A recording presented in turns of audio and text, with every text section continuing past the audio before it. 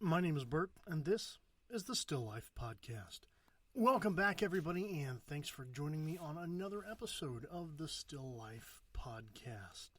Today, I'm going to reflect back over the last 38 years of life, because today, well, it's my birthday. Today celebrates the last year of my 30s. So what do I do in the next 12 months? How do I proceed with my life? What do I do the same? What do I look to change and do differently? And most of all, what am I going to learn? I mean, I can say over the last 38 years of life, I've definitely made a lot of decisions. Some good, some great, some not so great, and some downright terrible. But I've learned from each and every one of those.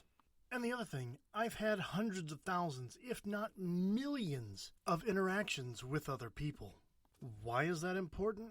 Because so many of those interactions have either shaped my beliefs, changed the way that I think about things, influenced me to either do something or stop doing something that I was already doing, or had some other type of direct influence on my life. I can't emphasize enough how important each and every one of those interactions was, no matter how short or small or insignificant they may seem. Each and every one of them has had an impact on me personally.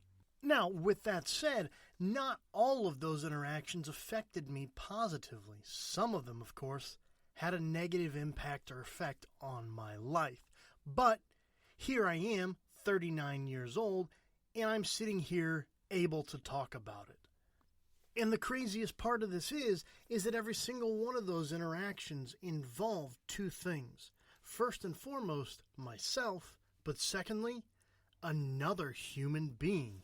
Yeah, you heard that right, another person. And even going further, how many of those interactions have I had with the same people? Thousands, if not hundreds of thousands of interactions with one person. I mean, really, it's kind of mind-blowing to think about the number of interactions we've had in total, but also the number of interactions we've had with specific people. Whether it was one memorable interaction or a series over a lifetime, it's really kind of crazy to think about.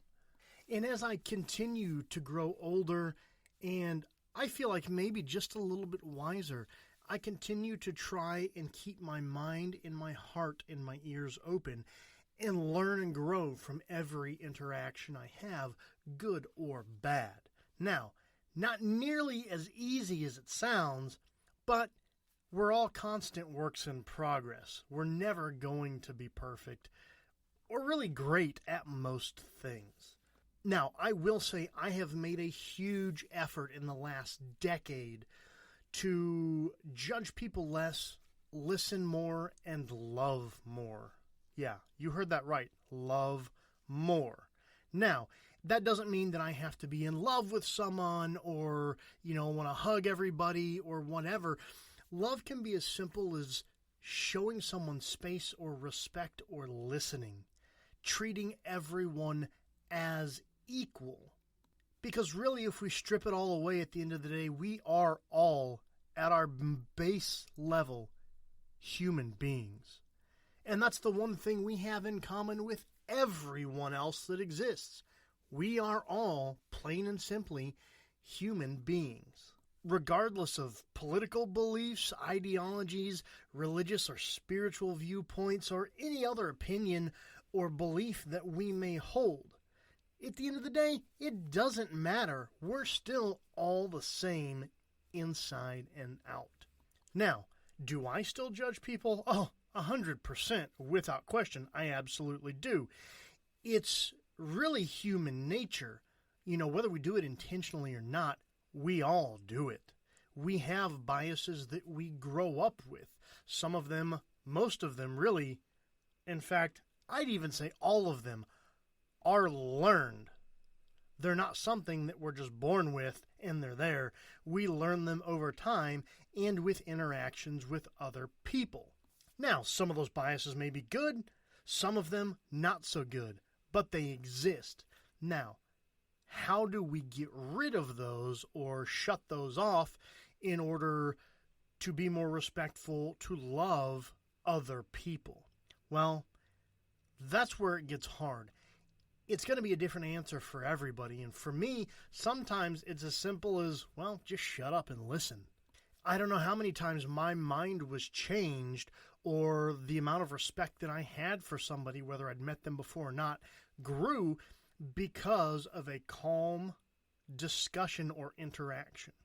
I mean, most of the time that happens. Very few times in life will we gain someone's respect, appreciation, or change someone's mind by having an argument, whether that's in person or even more so on social media. It's probably not going to happen. We're so worried about our point of view or our way of thinking or our beliefs or whatever else it is always being right. We're so concerned with being right that we've forgotten how to listen and how to have a conversation with someone that doesn't think, believe, or view things the same way that we do. But I can promise you this: if you're able to sit down and have a respectful conversation with someone, even about things that you don't agree on, you may not change each other's mind, but the level of respect that you have for each other will most certainly grow. And also, you will both gain knowledge from that interaction. I know I speak a lot about transactional value in relation to communication and conversation with other people. And I do that because it's really important to me, and I think really it's an undervalued asset in the world that we live in currently. I mean, if we look at our knowledge like treasure, how interesting would it be to sit down with someone else and you both lay your treasures, your value, your assets out on the table, and you're able to talk openly and candidly about those things. You know, you may have some treasure or some assets that I say, you know what, that's good. I like that. I want to add that to my vault. And vice versa. That other person that you're having that interaction with may say, you know what, I like what you have there. I like this piece or that piece. I'd like to add that to my vault, to my treasure chest. And really, when you think of beliefs or opinions in terms of value like we do with any communication, it really changes how we approach things. I mean, with the availability of communication medias that exist, from, you know, talking to someone face to face, to sending a text message, to talking to someone on the phone, through a Zoom meeting, over social media, you know, there's this transactional value to everything we do. But the problem is that so many people are essentially writing bad checks with their communication. They are saying things or putting things out there with little or no meaning, or they're looking to incite a negative response. Why that is, we may never fully understand, but at the end of the day, it really doesn't matter. I mean, if you were to walk into a store and write them a bad check, what's going to happen? They're going to escort you out of the store if they don't call the police and you get arrested. Now, not to say that people that are saying dumb things should get arrested. That's not what I'm saying at all. But there is a punishment that goes along with writing a bad check. And in society, when we're writing these bad checks of communication that have no value, we tend to make these things go viral and give them value. And that's something that we have to learn to stop doing. Now, I wish I had a solution in order to stop doing that, but really it comes down to each and every one of us on a very personal and individual level. We have to filter the content that we're taking in order to make more informed decisions, but also not give value to things that don't deserve value. Whether it's a personal rant, a political rant, a religious rant, or some other rant of some kind that really has no value other than just to piss people off. I mean, why are we giving those things value? Is it just because of the polarizing nature of what's being communicated? Or do we really think that deep down in there somewhere, there might be value to what's being said? It really depends on the case. But I can promise you this, if we start thinking about what we are putting out there in terms of the value that it brings to anyone, we would change the way that we communicate.